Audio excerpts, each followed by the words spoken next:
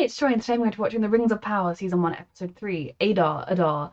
I have really enjoyed the first two episodes. I'm excited to get more into the meat of this story and to see where everything's going and how these characters are going to get through it. A reminder that you can find the unedited version of this reaction on my Patreon 2 weeks in advance, the edited version 1 week in advance, and let's go! Oh, great. This isn't terrifying, no. It's quite calming, actually. I start most days like this. Were they using people as, like, slave labour? Yeah, I don't think going in the tunnel was a good idea. But don't worry, the king has decreed that we're at peace. Oh, Jesus. I'm obliged to deliver you safely to my betters. They will answer your questions, not I. Oh, great. Yeah, who are your betters? Said in the previous episode that I would enjoy a tour of Middle Earth show that was just like someone doing like a travel guide to Middle Earth. I feel a bit like I'm getting some more of that today. Does she recognize it? The island kingdom of Numenor. In the Great Wall, your ancestors stood with Morgoth. These men stood with the elves. As a reward, the Valar granted them this island. Whoa. It's changed much since then. You also can't judge people solely based on what their ancestors did. You know, the people here could now be terrible, awful people, and the people that Halbrand came from could now be really lovely people. We don't know. And grant us ship's passage to Middle Earth. It's not totally unreasonable. It is because of the elves that you were given this island.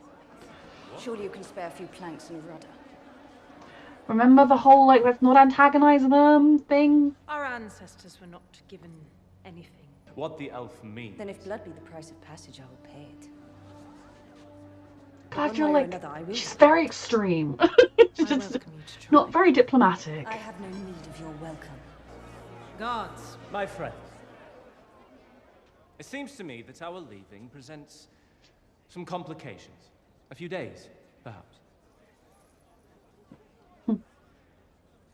I mean, honestly, is it not more hassle keeping an elf here than getting rid of her? Is to be restricted to palace grounds. The sea is always right. The sea is always right. He doesn't seem as dedicated. In the ancient tongue of the Eldar, it can also mean elf friend. Then are you? He didn't name himself. You chose to break with that precedent. He Why? rescued two It was shipwrecked the sea people. who put her in my path. And the sea is always right. The sea cannot commit treason. But the sea is always right. That's what you trained me to believe. Kill her? If you don't want to be seen to be giving the elf a service, be like, hey, human man, where would you like to go? I guess she can come with you. Like, you know, obviously we know that she wants him to go with her. She wants to go with him to the Southlands anyway. But, you know, be like, the elf, who cares? She can, like, you know, sleep in the baggage compartment for all we give a shit. Like, human man, you can't stay here. Sorry, we are snobby. Where would you like to go? Searching for something. Some sort of weapon, perhaps. I do not know. Yeah, your girlfriend's kid has it, I Ransack think. village after village. First opportunity either of you has to get a glimpse above this trench, you take it. Locate the closest What tree, about you? and when the sun is at its strongest, we will make our escape.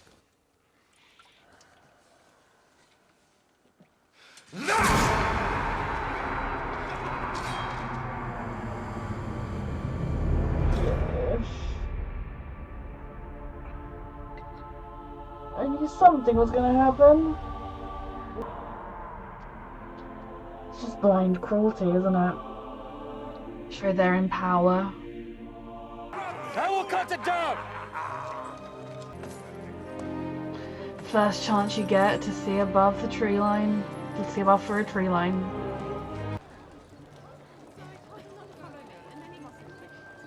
Look, your hair looks very pretty like that, but cover your ears with it. I know that they stick out a bit, so probably, like, you know, it's a bit difficult. But if someone spots your ears, that's a dead giveaway. Whereas if you just walk around looking like a pretty girly, people are just going to think there's a pretty girly. Thank you. She listened. afraid the Queen has charged me with seeing to it that you cause no further disturbance. Okay, not murder at least. Believes you. Where I run and how I run there are none of your concern. Anywhere is better than here, where I'm hated She by is all who see still me. living in absolute So call your panic, guards. fight or flight mode of the war. We'll And get yes, off the my war is way. still here, but even within the war, that's not safe. It is good to see her happy and free. Treat? Oh, Yeah. you still got a warm opinion of me? The pin doesn't mean anything. They'll have lists here of who has what. They will know you didn't earn that, you idiot. Don't do this. Why not? No, man! Is he very strong? Can he fight back? And you don't want him to don't want to do this because he'll destroy you all? Ow. Call me out, Rat.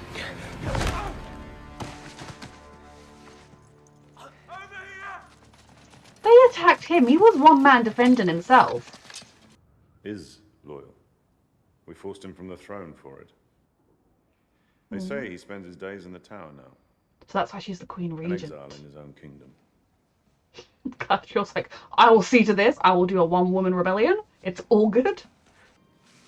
Wait a moment. I must be blind. This is no sigil. Why, so it's a map to tell people where to go when they see it. Plan to be enacted in the event of Morgoth's defeat. Well, that plan is well underway. And it's been sat here all this time. Galadriel? The elves could have done.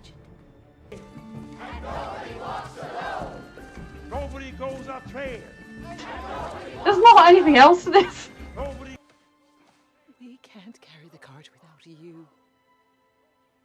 Surely somebody could help them. Behind. Surely within Has ever been left behind. somebody would help. You know, after I lost Rose, Nobody gets left behind. Someone would help them. In life, we could not wait for them. But here, So you do just ditch them behind. Like, we welcome to our circle. why are you wandering into town? Oh, that was foolish of you. He's like half creepy, half child.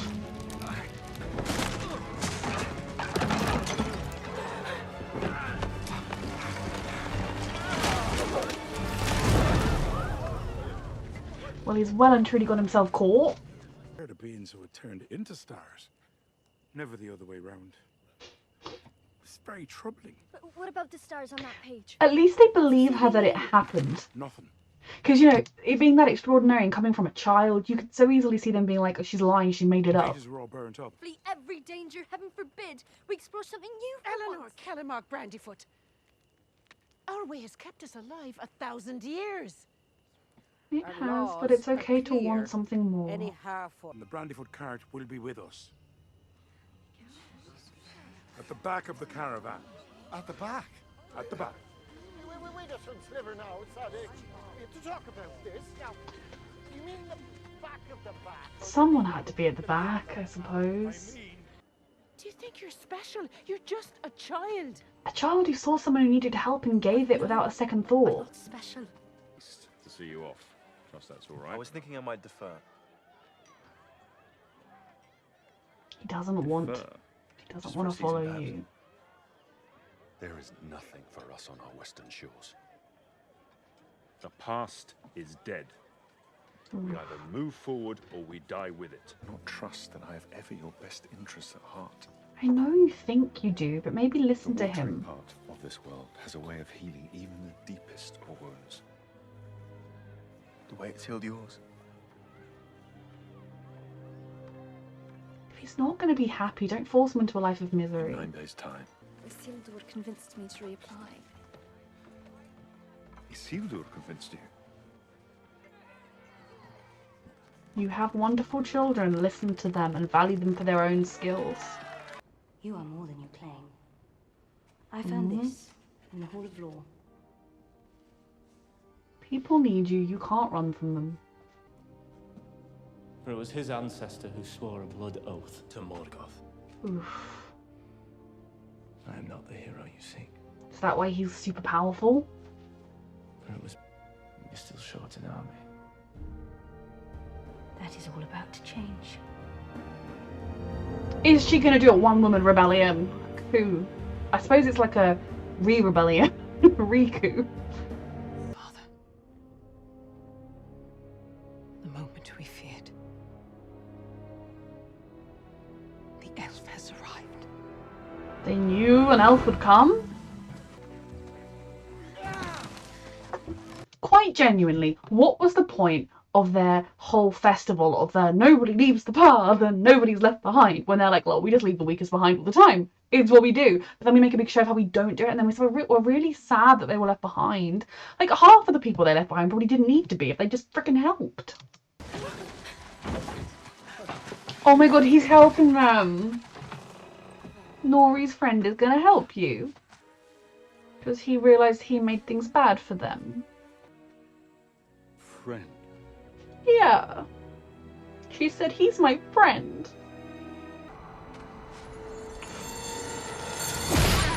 Use your chains as a weapon. You do need to get the chains off. If you're free, just fucking go, yep. I mean, okay, like... break the coverings above their heads.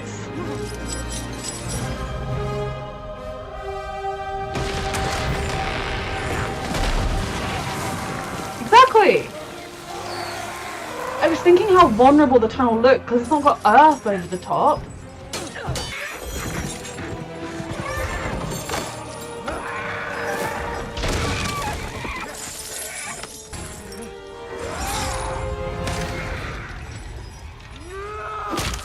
You get him with the same tree you tried to destroy. Oh fuck.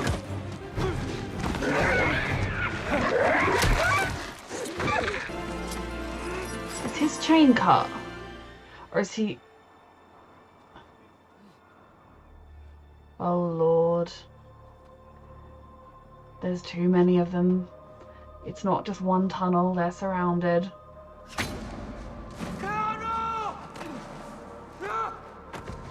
I mean, surely at this point, one elf labourer, they would just kill him. Like, there's not much point keeping it. I suppose he's pretty hopeless right now. I don't want them to kill him. Bring him to Adar. Yes, bring him to Adar so we can get some information and keep him alive. That works for me. Okay, I really enjoyed this episode. I definitely feel like this series is building on itself each episode as we get further in with the characters and the stories.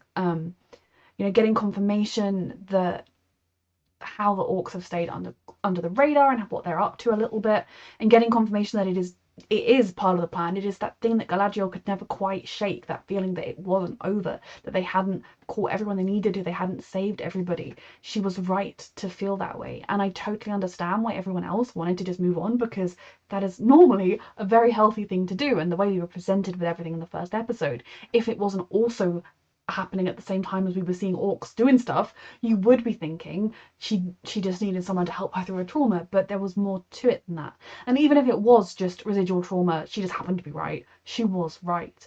And the orcs to this plan has been coming on, it comes all the way back about when the original stuff was happening with Morgoth. I'm not an expert, like I said before. I have seen the Lord of the Rings films and the Hobbit films like a month ago, ready to watch this show, but I'm not an expert, and I do have chronic fatigue syndrome, also known as myalgic encephalomyelitis, ME, which gives me memory brain fog, like memory problems a little bit, and it's really short term. It's one of the reasons why names, I'm often like, that character that looked like that. So there may be things, if there were things that from just having seen the films once I'm supposed to be picking up on, that's why I'm not picking up on it. I remember everything that happened in the films, don't get me wrong, but like I worry that they'll be like, oh, that was in the movie, you should know it. And I'm like, I don't, I'm sorry. So I really enjoyed the fact that I just enjoy the pace we're going at here.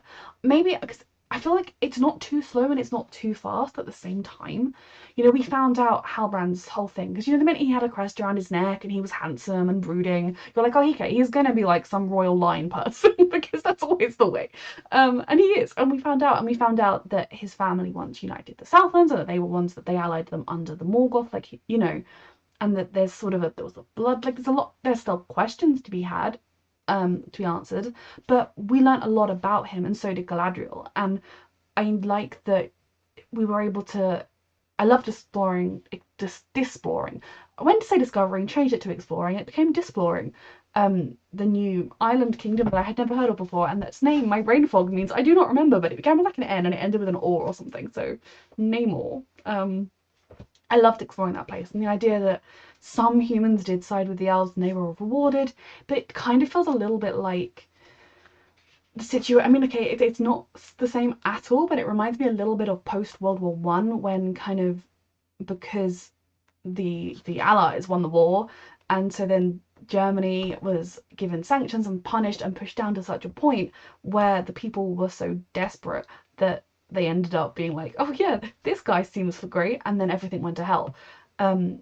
Whereas, you know, at the time, sure, you're not going to want to reward the leaders of the human people that sided with Morgoth, but you can't punish them for generations to come because their ancestors did a shitty thing. You know, if you keep treating them like the criminals who did the shitty thing, then they're just going to keep raising generations of people that did the shitty thing.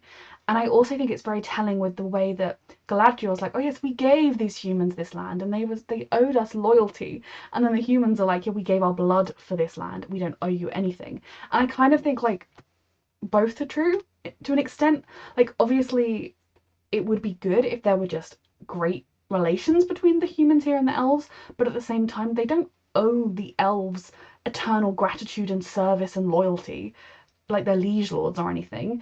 It was a gift given as payment for services rendered. Like it was a gift. You don't give someone a birthday present and then you're like, now you're beholden to me for the rest of your life because you really like that birthday present. So it was. I don't think the elves have any right to act as though they are better than the humans there. Though obviously the elves do just think they are better than humans, but that's fine. And same, but also the humans shouldn't be acting as though the elves didn't give them any help or don't deserve like vague trade relations. And to be honest, asking for a ship back to Middle Earth isn't the most odd. Like you have ships, you're very proud of your ships. Take her to Middle Earth, then there's no longer an elf causing you problems. I think part of the problem was Galadriel's manner was very like demanding. She's definitely not got a diplomatic bone in her body. And I do think that comes from her entire existence being fight or flight, fight, war. There isn't time for this. You know, we could sit here playing pretty court games. There isn't time for that. There is a battle. People are dying. And she's not wrong, but that's just not the way the world works.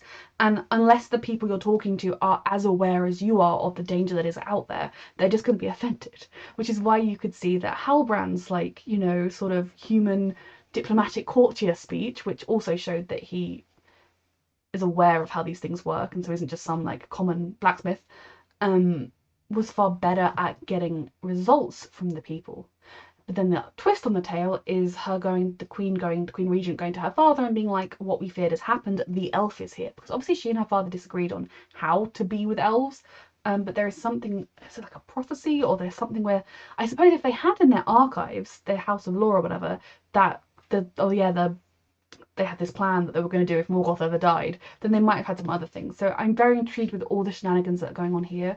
But I found the idea of this human kingdom living in a city that looked like an elven city, because it was given to them by the elves, but kind of, they have this beautiful, perfect life. And the fact that they looked down so heavily on the humans from Middle Earth, the lowlands, I don't know if that's, I guess that's literally specifically the Southlands, when those humans, like the humans that sided with Morgoth, have been dead for 1,000 years or something. Like we are no more culpable for the actions of our ancestors. Obviously, there's an argument to be had in the real world with like, if your family and your family directly profited off other people's suffering, you should like apologize, and if you're able to, make reparations, because like your family's good situation is caused by someone else's. I'm not saying that's not a thing, but if I had a great-great-great-grandfather who was a murderer, that doesn't mean I'm a murderer. That doesn't mean that I am destined to become a murderer. It just means that, and if I'm like, oh, but that great-grandfather was a great, I mean, I don't, as far as I'm aware, have a great-grandfather that's a murderer. I do have an ancestor that was sent to Australia as a convict for stealing ducks. Okay, it was stealing poultry, but when I was a kid, my parents told me ducks. Stealing ducks. Because he was hungry, because he was poor. So like, yeah, I'm not a duck stealer. But like, if you look back at your ancestor who did a terrible crime and you're like, I'm so proud of them, that's my ancestor, then yeah, I'm gonna look at you with treat you with scorn. I'm gonna treat you like a person that is a shit person. But if you're like, yeah, I don't really know anything about what they did, I'm just trying to survive here, I'm not gonna judge you. So there's a lot of judgment going around on the people that their ancestors made shit decisions, is basically what I'm saying. But I think it's just interesting to see the different levels of prejudice that come from all over the place. I don't entirely know what Halbrand thought he was doing, because even if you successfully steal the pin, like, sure, maybe someone can hire you and do some shady under the table like deal, but this seems like a well-regulated place. They don't give those pins to anybody. There'll be like a list of who has them, and someone will be like, well, you don't, who the fuck are you? You're that guy that just got off the boat. Why do you have a pin? He kind of brought that trouble on himself.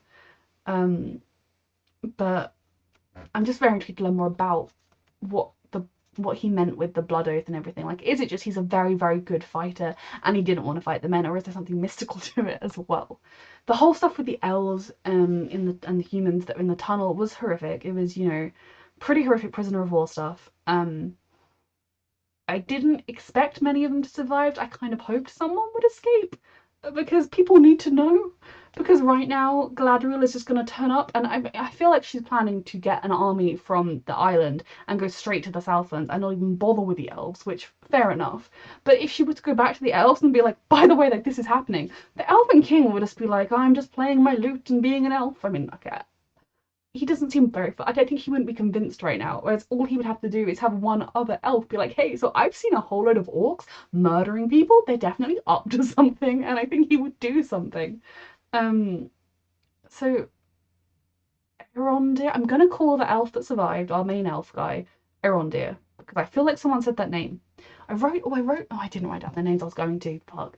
After this episode I will write down lead character names so I don't remember them. I'm pretty proud of myself that I remember Halbrand. I think it's just because I really don't like it as a name. I'm like, Brand in your name. I don't like it. I'm not judgmental, I promise. When he said it the first time, I was like, oh. I'm fine, honestly. My brain is sane. But Erondir is obviously in a pretty dire straits. And I kind of wonder why they kept him alive after that point. Because, you know, obviously they want their slave labor. They've got humans. Elves are stronger than humans, so you're going to want them instead. But at this point, they've caused more trouble than they're worth. And yes, you've kind of broken his spirit by killing everybody he was with. So what do they want him for? As like an example, as a punishment, or do they want to try and send some kind of message? I'm very intrigued with why they wouldn't kill him. I'm glad they didn't kill him, but it's very intriguing. And we saw no sign of the human refugees that were fleeing. I'm guessing they made it to the elven defense tower thingy-majig and found it empty. Are they going to go on it? Go to the Elven Kingdom and be like, hey, we would like sanctuary, plus there are orcs. You were kind of wrong about there being no danger from orcs. The orcs are apparently searching for something. They think it's some kind of weapon. Presuming it is the thingy-majig that the kid has. That is not a good thing. There's just so much going on. I love that Galadriel. My brain is feeling a bit scatterbrained with all of this because I just feel like there was so much information and I'm trying to absorb it all. I'm wondering if there are any Easter eggs that I'm supposed to be excited about that I'm not. Like maybe Halbrand was mentioned as Aragorn. That's his name, right? Aragon's a part of Spain. Maybe like his ancestor or something. I truly have no fucking idea. Like if there is, I don't think that if there is, literally they both have brown hair. Like if there is something like that I'm supposed to know, tell me. But if there's something, I mean, I don't know what it would tell me. Oh, in 1,000 years, but you know. Let me know any Easter eggs I have missed if you've listened this far into this rambling thing. I love that the idea that some people on the island are still pro-elf, because it makes sense that you wouldn't completely go one way or the other. And the idea that there was a coup that toppled the old king because he was too pro-elf, and then there's something on the western side of the island that we don't go to. There's a lot of interesting developments here that they've just teased us with, but haven't given us all the motivation for why. You know, what terrible thing happened in the father's reign that means it's okay to overthrow him and imprison him. It's very, very interesting. And I kind of get the sense from what Galadriel was saying that she intends to get the king that is pro-elf back on the throne and be like, hey dude, I need a ship to Middle-earth and an army. Can you help me with that? I'm very intrigued with how it's all going to go. Galadriel is definitely a very interesting character. I know when I watched the Lord of the Rings movies, I was actually surprised by how little she was in it, if that makes sense. She was like one of the characters I was vaguely aware of a few things, and like she's kind of just turned up a few times. Like, but it's interesting to see this younger version of her and to kind of see You know, you want her to be able to just go to a nice, pretty city and have a break, have a relax. But right now, she is right, and the war she's been terrified of for 1,000 years is here. You know, you kind of think she probably could have done with some time off in those hundreds of years to have a relax, but now that we are out of time. I'm really enjoying this. So then obviously we have the Harfoot, and I don't think much of them, because they have their whole freaking festival thing where they just walk along together in a line, repeating over and over again that nobody is left behind, and then they're like, make absolutely zero effort to enforce that. Like, I can kind of understand it as a punishment because you did something wrong being at the back of the line, so then if there is an emergency and everyone has to run really fast, or they can't spare anybody to go back and help, but are you telling me there isn't a single family or group along the entire caravan that doesn't have an extra person that couldn't have come back to help the family with the injured member? How ridiculous is that? Like, I guess the idea was if they were at the front of the caravan, everyone would have to help them, because if they didn't, they'd be stuck. But I just think it really showed like a really shit community spirit, that they act like we care about everybody, nobody is left behind, we read their names out at the end of the season, and then we just leave them behind at the first chance we get and laugh at their deaths. So I don't think much of them. I do think it probably partly comes from the fact that their whole social identity is hiding. It is staying safe by hiding, and that isn't the healthiest way to live. I'm very... I liked when he showed up at the end and he said friend. Like, he does scare me a little bit, because I don't think he fully understands who, what, where, when, why he is, and he has a lot of powers. But I did enjoy when he showed up and he was like, friend. That was very sweet. So I'm excited to see where this all goes. This, I think, was my favourite episode so far, and I think it is just because these characters and stories have developed and developed and developed, and we're starting to get answers, we're starting to see glimpses of the bigger picture, even if we haven't got the whole, even if I can't even see where the edges are of the picture, I'm starting to see glimpses of it. A reminder that you can find the unedited version of this reaction on my Patreon 2 weeks in advance, the edited version 1 week in advance, and thank you so much for watching.